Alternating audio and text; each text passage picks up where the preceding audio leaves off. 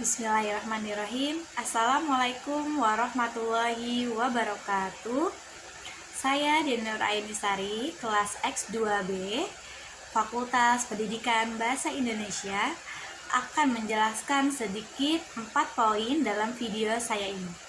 Yang pertama tentang pengertian profesi guru, yang kedua tentang hak dan kewajiban guru, yang ketiga ada kompetensi yang harus dimiliki guru, dan yang keempat ada pilar-pilar guru. Yang pertama, pengertian profesi guru. Guru adalah orang yang pekerjaannya mengajar dan mendidik, mengajarkan ilmu dan pengetahuan kepada siswa-siswinya, seperti mengajar membaca, menulis, menghitung, dan beribadah, membuat berbagai keterampilan dan sebagainya, sehingga anak-anak yang belum tahu menjadi tahu, anak-anak yang belum bisa menjadi bisa, seperti saat kita belajar di sekolah. Dengan kata lain, profesi guru merupakan suatu kegiatan yang menunjukkan dan menjunjung tinggi prinsip asas-asas keprofesionalitasan dalam melaksanakan tugas dan kewajiban dalam mendidik dan mengajar peserta didiknya. Yang kedua, ada hak dan kewajiban guru. Hak dan kewajiban guru ibarat dua sisi mata uang yang harus digunakan dan saling beriringan. Hak adalah sebagai segala sesuatu yang pantas diperoleh, dan sedangkan kewajiban adalah segala bentuk tindakan yang harus dilakukan. Berdasarkan peraturan yang berlaku di Indonesia, hak dan kewajiban guru mengacu pada dua undang-undang. Yang pertama, Undang-Undang Nomor 20 Tahun 2003 tentang Sistem Pendidikan Nasional, dan Undang-Undang Nomor 14 Tahun 2005 tentang guru. Berdasarkan pasal 40 ayat 1 Undang-Undang Nomor 20 Tahun 2003 tentang Sistem Pendidikan Nasional, terdapat 5 hak guru, diantaranya 1.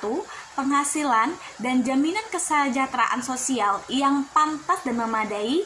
Yang kedua, penghargaan sesuai dengan tugas dan prestasi kerja. Yang ketiga, pembinaan karir sesuai dengan tuntutan pengembangan kualitas. Yang keempat, perlindungan hukum dalam melaksanakan tugas dan hak atas hasil kekayaan intelektual.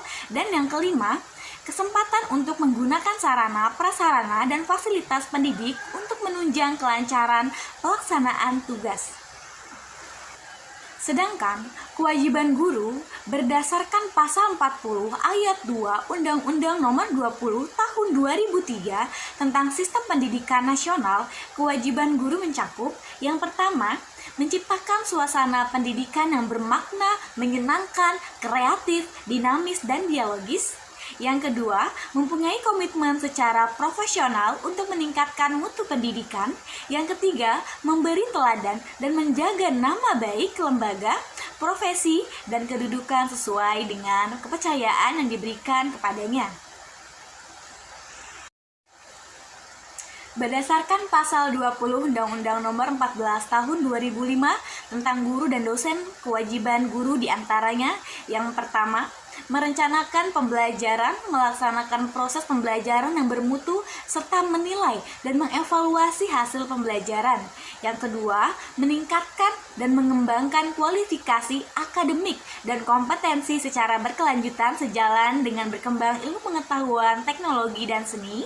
Yang ketiga, bertindak objektif dan tidak diskriminatif atas dasar pertimbangan jenis kelamin, agama, suku, ras, kondisi fisik tertentu, atau latar belakang keluarga dan sosial, ekonomi peserta didik dalam pembelajaran. Yang keempat, menjunjung tinggi peraturan perundang-undangan, hukum dan kode etik, serta nilai-nilai agama dan etika. Yang kelima, memelihara dan memupuk persatuan dan kesatuan bangsa. Dan poin yang ketiga ada kompetensi sebagai guru. Yang pertama, ada 4 kompetensi ya teman-teman. Kompetensi pedagogik.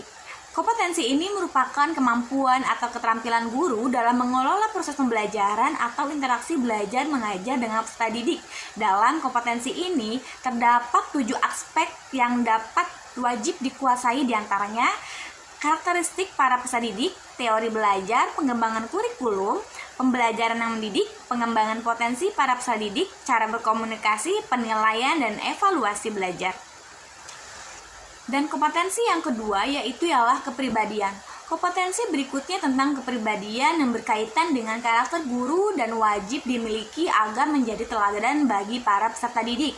Selain itu, para guru juga harus mampu mendidik para muridnya agar membantu mereka memiliki kepribadian yang baik. Terdapat beberapa kepribadian yang harus dimiliki guru, di antara lain kepribadian yang stabil, kepribadian yang dewasa, kepribadian yang arif, dan menampilkan tindakan yang dirasakan memanfaatkan para peserta didik. Dan kepribadian yang berwibawa meliputi perilaku yang berpengaruh positif terhadap peserta didik dan memiliki perilaku yang disegani. Terus juga memiliki kompetensi kepribadian berakhlak mulia meliputi bertindak sesuai dengan norma religius dan memiliki perilaku yang diteladani peserta didik. Dan yang nomor 3, kompetensi profesional. Kompetensi ini adalah kemampuan atau keterampilan yang harus dimiliki guru agar tugas-tugas perguruan dapat diselesaikan dengan baik dan benar. Keterampilan ini berkaitan dengan hal-hal teknis serta berkaitan langsung dengan kinerja guru loh teman-teman. Caranya menguasai materi pelajaran yang diampu, menguasai standar kompetensi, mampu mengembangkan materi, dan mampu memanfaatkan teknologi informasi dan komunikasi dalam proses pembelajaran serta pengembangan diri. Dan kompetensi yang terakhir ialah sosial. Ini merupakan kompetensi kemampuan guru dalam berkomunikasi secara efektif dengan peserta didik, tenaga kependidikan, orang tua atau wali peserta didik, dan masyarakat sekitar. Kemampuan ini meliputi bertindak objektif, tidak diskriminatif, berkomunikasi secara efektif, empati dan santun kepada sesama pendidik, beradaptasi di tempat bertugas di seluruh wilayah RI yang memiliki keragaman sosial budaya. Juga dapat berkomunikasi dengan lisan maupun tulisan. Nah, itulah beberapa standar kompetensi yang wajib dimiliki oleh guru teman-teman. Pada umumnya, untuk menentukan seorang guru kompeten, Kementerian Pendidikan dan Kebudayaan akan menyelenggarakan uji kompetensi guru atau UKG untuk menguji kompetensi pedagogik dan keprofesionalitasan. Ya, selanjutnya yang poin keempat itu ada pilar-pilar pembelajaran atau luaran pembelajaran, terbagi menjadi 4. Yang pertama ada learning to know, belajar untuk mengetahui, artinya belajar itu harus dapat memahami apa yang dipelajari, bukan hanya dihafalkan, tetapi harus ada pengertian yang dalam. Hal ini dapat diartikan bahwa siswa harus memiliki pemahaman yang bermakna terhadap proses pendidikan mereka. Dan pilar yang kedua adalah learning to do, yang berarti belajar untuk melakukan sesuatu. Artinya, seseorang belajar untuk dapat menggunakan pengetahuan tersebut secara praktikal dalam kehidupannya, atau bisa diartikan sebagai diaplikasikan ke dalam kehidupan sehari-hari ya guys. Dan pilar yang ketiga yaitu ada learning to be. Ya, pilar yang ketiga artinya bahwa pentingnya pendidikan dan melatih peserta didik agar menjadi pribadi yang mandiri dan dapat mewujudkan apa yang peserta didik impikan atau cita-citakan. Penguasaan pengetahuan atau keterampilan, soft skill and hard skill merupakan bagian dari proses menjadi diri sendiri. Learning to be. Menjadi diri sendiri dapat diartikan sebagai proses pemahaman terhadap kebutuhan dan jati diri, belajar untuk berperilaku sesuai dengan norma-norma dan kaidah yang berlaku di masyarakat.